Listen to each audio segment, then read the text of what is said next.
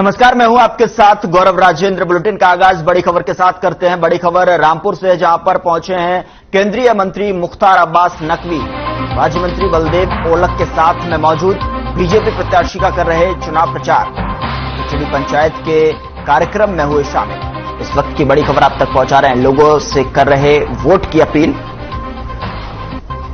इस वक्त की बड़ी खबर आप तक पहुंचा रहे हैं रामपुर से, जहां पर राज्य मंत्री बलदेव ओलख के साथ में मौजूद हैं और बीजेपी प्रत्याशी का चुनाव प्रचार कर रहे हैं। खिचड़ी पंचायत के कार्यक्रम में शामिल हुए लोगों से वोट करने की अपील कर रहे हैं।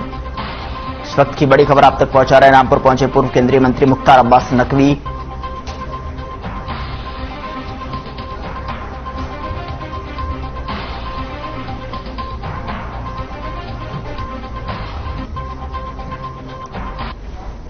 रामपुर पहुंचे पूर्व केंद्रीय मंत्री अब्बास नकवी।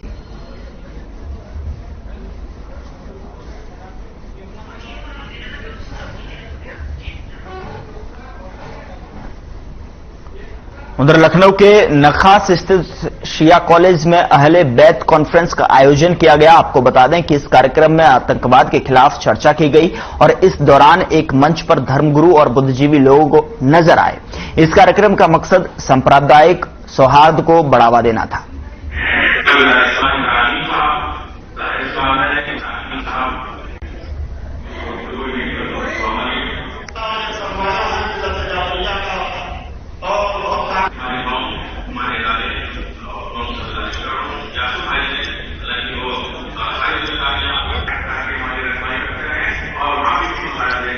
तो लखनऊ के नखास स्थित शिया कॉलेज में अहले बैत कॉन्फ्रेंस का आयोजन किया गया, जहां पर कार्यक्रम में आतंकवाद के खिलाफ की गई चर्चा और साथ ही साथ धर्मगुरु और बुद्धिजीवी भी यहां पर मौजूद रहे।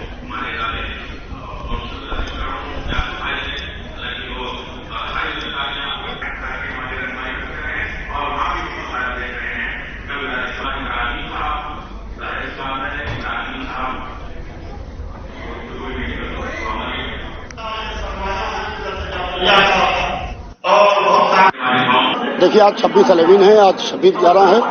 आज बहुत बड़ा दिन है। आज मुंबई में जो आतंकवादी हमला हुआ था उसका दिन है। वही लोग जो हमारे मुल्क के दुश्मन हैं, वही हमारी आजादी के दुश्मन हैं। लिहाजा हम दोनों के खिलाफ आज जंग का ऐलान करने जा रहे हैं और हम उसके अंदर शासन प्रशासन दोनों से हम भरपूर तरीके से सहयोग चाहते हैं।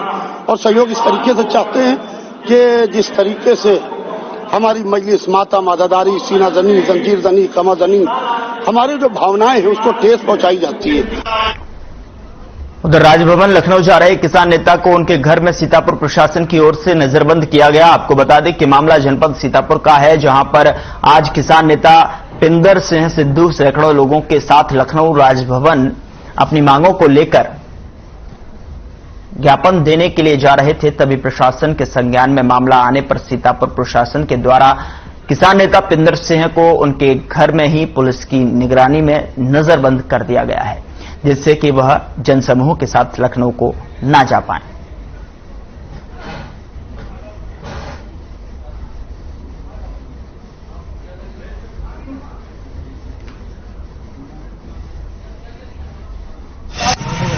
पिछले साल आंदोलन खत्म हुआ, जब किसान आंदोलन खत्म हुआ तब ये हुआ था कि जो मांगी गई थी संयुक्त किसान मोर्चे द्वारा, तो वहां पर ये भारत सरकार द्वारा तय किया गया था कि इन सब पर बात होगी। एमएसपी गारंटी कानून से लेकर किसानों से मुकदमे पर से लेकर जो लखीमपुर का हत्याकांड हुआ, इन सब को लेकर बात हुई थी कि ये सब मामले ठीक हो जाएंगे और किसान को कर्जा मुक्ति पूरा दाम मिलेगा, किसान का कर्जा माफ किया जाएगा। ये बात भी हो रही थी। तो इस विषय में कोई बात न होने के कारण भारत सरकार ने वादा खिलाफी की है। इसलिए आज पूरे भारत का किसान अपनी अपनी राजधानी जा रहा है। खबर बुलंदशहर से है, जहां बसपा के पूर्व विधायक हाजी अलीम मरहूम के घर की कुर्की की गई। बसपा विधायक हाजी अलीम के दो बेटे हत्या और हत्या के प्रयास के मुकदमे में चल रहे हैं। हाजी अलीम के बेटे असद और जैद पर अपने चाचा और पूर्व ब्लॉक प्रमुख हाजी यूनुस के काफिले पर जानलेवा हमला करने का आरोप है। हमले में हाजी यूनुस के समर्थक की गोली लगने से मौत हुई थी। कई समर्थकों को गोली लगने से घायल भी हुए थे।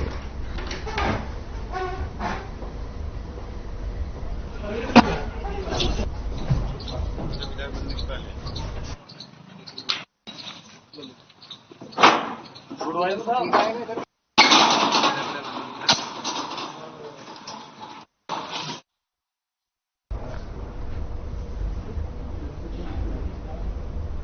कुशीनगर में पुलिस की 25,000 के इनामी बदमाश से मुठभेड़ हो गई। आपको बता दें कि मुठभेड़ में बदमाश पुलिस की गोली से घायल हो गया।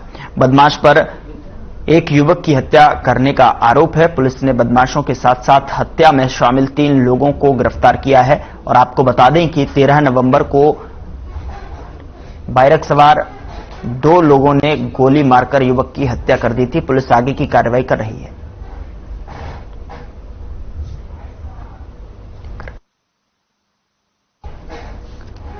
पुलिस की बदमाश के साथ में मुठभेड़ हुई, गोली मारकर युवक की हत्या कर दी थी। तस्वीरें आपके सामने टेलीविजन स्क्रीन पर देख सकते हैं। पुलिस मुठभेड़ के बाद घायल हुए बदमाश को उपचार के लिए ले जाया गया।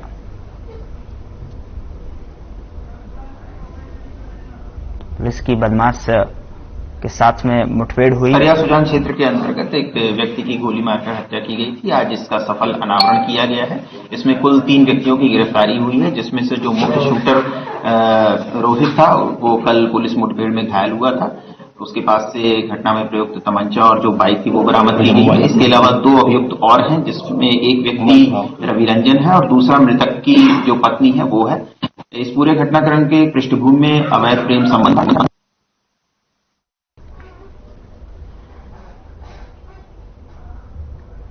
उधर फर्रुखाबाद में भैंस लूटने वालों ने अधेड़ पशु मालिक की हत्या कर दी। वहीं हत्यारे उनकी कीमती भैंस भी चुरा ले गए। थाना कमालगंज के ग्राम भोला नगला निवासी 55 वर्षीय रामपाल यादव अपनी 2 भैंसें को चराने के लिए गांव के सामने बाग की ओर गए थे। शाम को न तो रामपाल घर लौटे और न ही भैंसें घर पहुंची। परिजनों ने देर रात तक रामपाल को तलाश किया। रामपाल का शव आज सुबह रेलवे लाइन के किनारे झाड़ी में पड़ा देखा गया। वहीं मौके पर पहुंचे परिजनों ने देखा कि रामपाल के हाथ पैर रस्सी से बंधे हुए हैं और साथ ही साथ सूचना मिलते ही भोजपुर चौकी इंचार्ज राघवेंद्र तिवारी मौके पर पहुंचे और शव को कब्जे में लेकर पोस्टमार्टम के लिए भेज दिया है।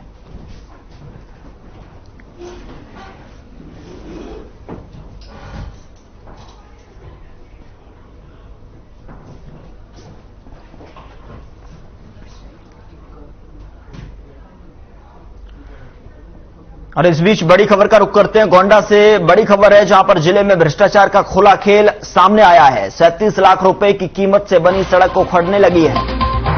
नई बनी सड़क को हाथ से उखाड़ते नजर आए ग्रामीण। ठेकेदार पवन माझारा ने 5 दिन पहले ही बनाई सड़क। आक्रोशित ग्रामीणों का ठेकेदार अफसरों के खिलाफ प्रदर्शन।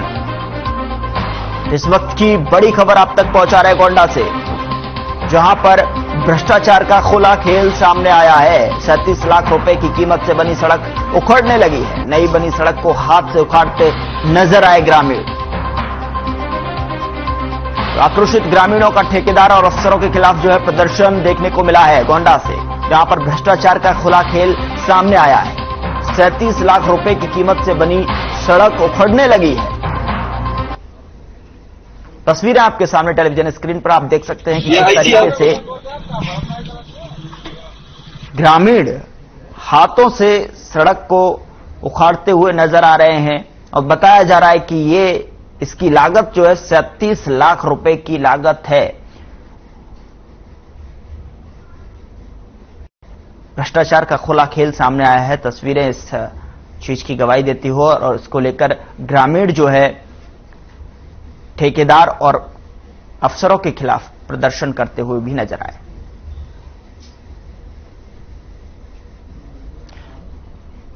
तो 37 लाख रुपए की गुणवत्ता आप तस्वीरों में देख सकते हैं।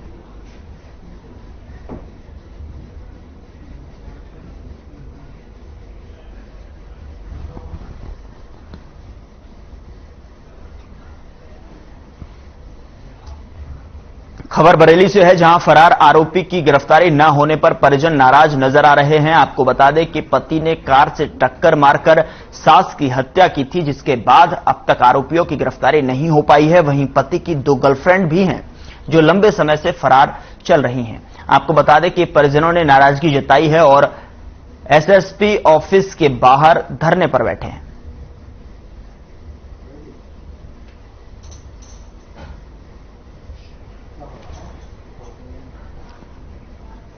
धरने पर बैठे परिजन जो कि आरोपियों की गिरफ्तारी की मांग लगातार कर रहे हैं। बता दें कि कार से कुचलकर सास की हत्या की गई थी, जिसके बाद धरने पर परिजन बैठे हैं, लगातार कार्रवाई की मांग कर रहे हैं, आरोपियों की गिरफ्तारी की मांग कर रहे हैं।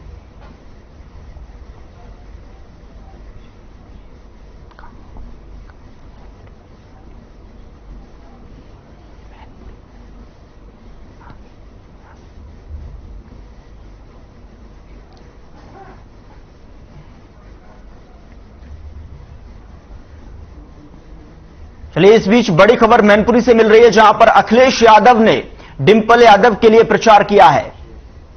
मैनपुरी करहल के नगला राजा में प्रचार किया है। चुनाव में ऐतिहासिक जीत होने जा रही है, ये अखिलेश यादव की तरफ से कहा है। नेताजी के ना रहने पर पूरा देश जो है गमगीन है और अखिलेश यादव ने डिंपल यादव के लिए प्रचार किया है।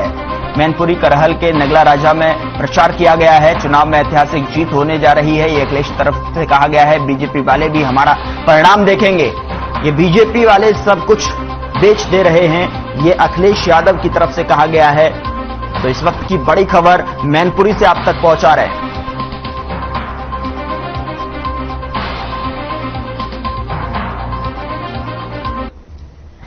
मैनपुरी से इस वक्त की बड़ी खबर आपके सामने टेलीविजन स्क्रीन पर, जहां पर अखिलेश यादव ने डिंपल यादव के लिए प्रचार किया है।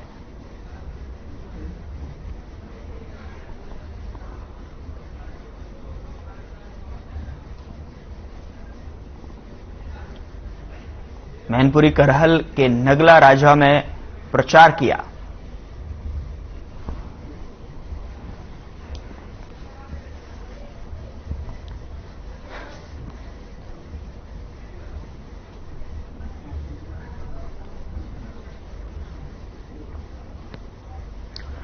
और इस बीच अगली बड़ी खबर का रुख करते हैं। कानपुर से बड़ी खबर है, जहां पर आबकारी निरीक्षक सेक्टर और 11 को मिली सफलता। हाथी गांव में विदेशी मदिरा की दुकान का हुआ निरीक्षण। दुकान से कई विदेशी ब्रांडों के कुल 39 ढक्कन बरामद हुए हैं। रॉयल स्टैग 18 संदिग्ध बोतल पौवा बरामद किए गए हैं। कानपुर से इस वक्त की बड़ी खबर। आबकारी निरीक्षक सेक्टर 11 को सफलता मिली है। हाथी गांव में विदेशी मदिरा की दुकान का निरीक्षण किया। यहां पर आबकारी निरीक्षक सेक्टर 11 को बड़ी सफलता हाथ लगी है। इस वक्त की बड़ी खबर कानपुर से आप तक पहुंचा रहे। हाथी गांव में विदेशी मदिरा की दुकान का निरीक्षण हुआ। दुकान से कई विदेशी ब्रांडों के कुल 39 ढक्कन बरामद हुए हैं।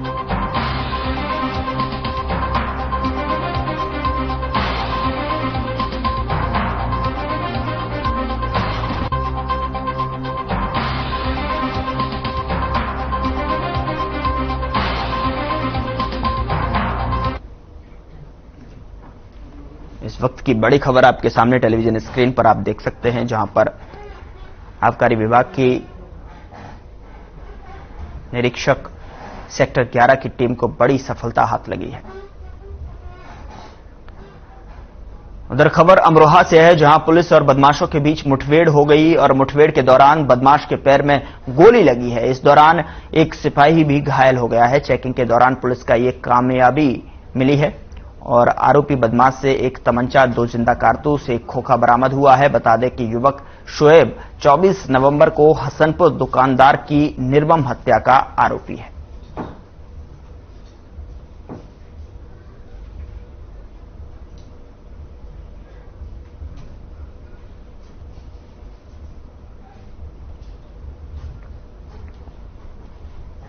देखिए, हसनपुर पुलिस द्वारा आज रात्रि में चेकिंग की जा रही थी। इसी दौरान एक सामने से बाइक सवार व्यक्ति आ रहा था। जब उसको रोकने का प्रयास किया गया तो उस व्यक्ति द्वारा पुलिस पर फायरिंग की गई। सेल्फ डिफेंस में जब पुलिस ने फायरिंग करी तो उस व्यक्ति के पैर में गोली लगी है। साथ में हमारा एक सिपाही भी घायल हुआ है।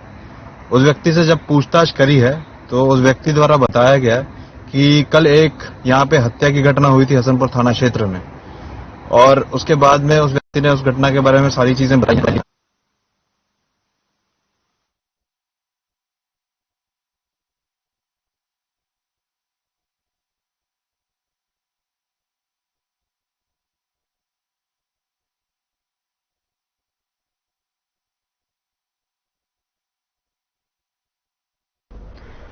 तो इस वक्त की बड़ी खबर प्रयागराज से मिल रही है, जहां पर अतीक अहमद के साम्राज्य पर कार्रवाई देखने को मिली है।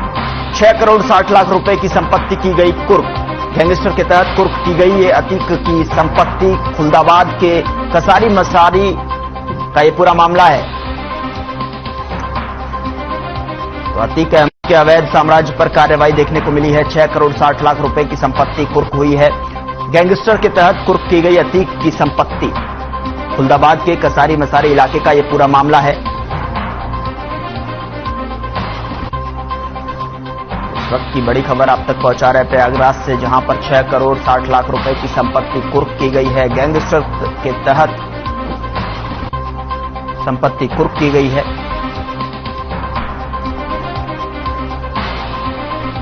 तो प्रयागराज से इस वक्त की बड़ी खबर आप तक पहुंचा रहे हैं। 6 करोड़ 60 लाख रुपए की संपत्ति कुर्क की गई है। बता दें कि यह संपत्ति गैंगस्टर एक्ट के तहत कुर्क की गई है।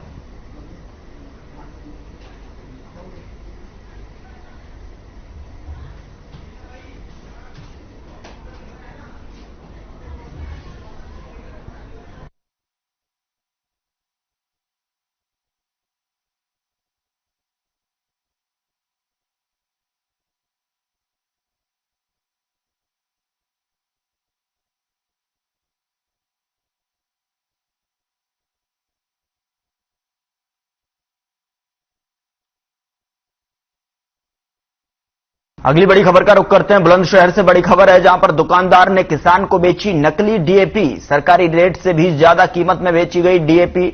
दुकानदार पर लगाया नकली डीएपी बेचने का आरोप। किसान ने दुकानदार के खिलाफ थाने में तहरीर दी है। बुलंदशहर से इस वक्त की बड़ी खबर आप तक पहुंचा रहे हैं। किसान ने दुकानदार के खिलाफ थाने में तहरीर दी है। किसान ने दुकानदार के ऊपर जो है आरोप लगाए हैं। सरकारी रेट से भी ज्यादा कीमत में बेची गई डीएपी। लगातार किल्लतों के बीच में डीएपी को लेकर बड़ी खबर आप तक पहुंचा रहे हैं। बुलंदशहर से, जहां पर दुकानदार पर आरोप लगे हैं नकली डीएपी बेची गई है।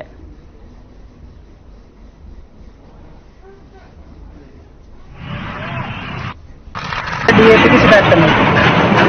क्या हुआ है, क्या मामला हुआ है? सर डीएपी लेते हैं ना आलूओं के लिए, और सरकारी गोदामों पर शॉर्ट थी, तो डीएपी कहीं मिलने से हमें पता लगे कि मामला डीएपी है लखनऊ में।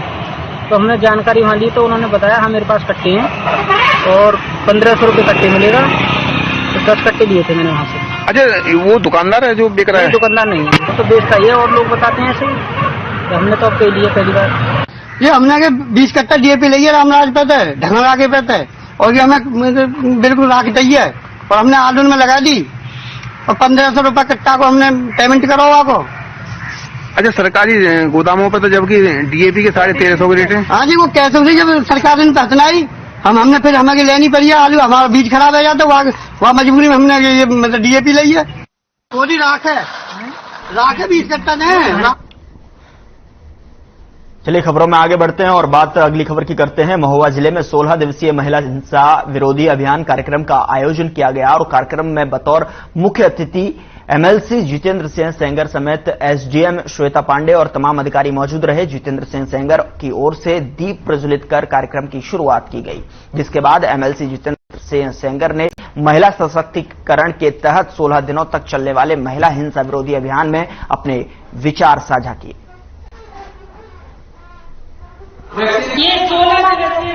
में महिलाओं की जागरूकता के लिए ये 16 दिन का जो कार्यक्रम आज ओपनिंग हुई है 25 नवंबर से 10 दिसंबर तक, और इसमें हम लोग ने कई कार्यक्रम महिलाओं के जागरूकता के लिए, उनके सशक्तिकरण के लिए, और हमारा उद्देश्य है कि समुदाय जागरूक हो और महिलाओं को वो सम्मान, वो पहचान और वो जगह मिल सके जिनकी वो हकदार है। तो ये 16 दिवसीय अभियान के तहत हम लोग गांव-गांव जाएंगे, पंचायतों में। हम लोग डिग्री कॉलेज में भी एक सेमिनार करेंगे, जहां की हमारे स्टूडेंट सब पढ़ रहे हैं, पर उनकी सोच और नजरिया में कैसे बदलाव आए। ये 16 दिवसीय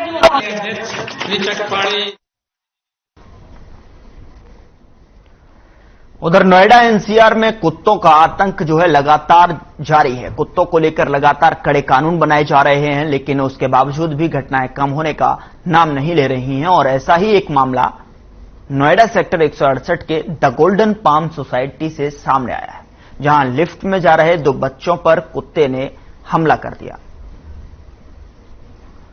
और आपको बता दें कि महिला ने इसके बाद तुरंत लिफ्ट को रोका और बच्चों को लिफ्ट से बाहर किया। और पूरी घटना लिफ्ट में लगे सीसीटीवी में कैद हो गई।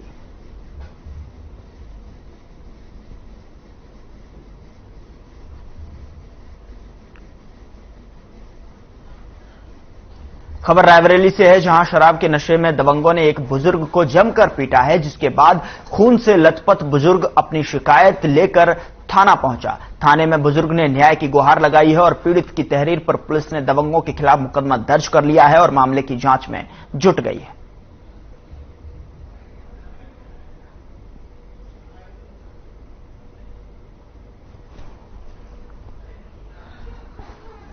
उधर संभल में पूर्व मंत्री एवं सांसद विजेंद्र पाल सिंह यादव का उनके पैतृक गांव फरीदपुर में अंतिम संस्कार किया गया। उनको लोगों ने नम आंखों से विदाई दी। उनकी बेटी पिंकी यादव ने अपने पिता को मुखाग्नि दी।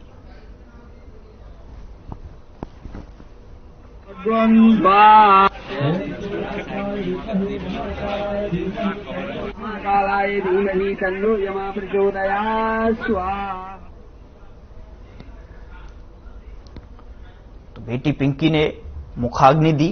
तस्वीरें आपके सामने, जिसको मुखाग्नि देने और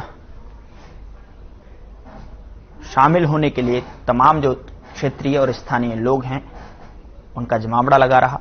बेटी पिंकी ने मुखाग्नि दी।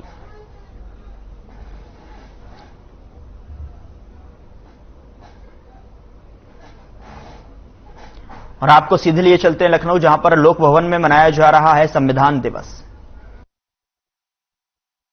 संसदीय कार्य और गतिविधियों के महत्वपूर्ण और बहुत ही आसानी से, बहुत ही ढंग से, सुलझे हुए तरीके से संचालन करने वाले, राजनीति के क्षेत्र में अजातशत्रु कहलाने वाले मैं माननीय वित्त एवं संसदीय कार्य मंत्री श्री सुरेश खन्ना जी को आमंत्रित करता हूं उनके उद्बोधन के लिए।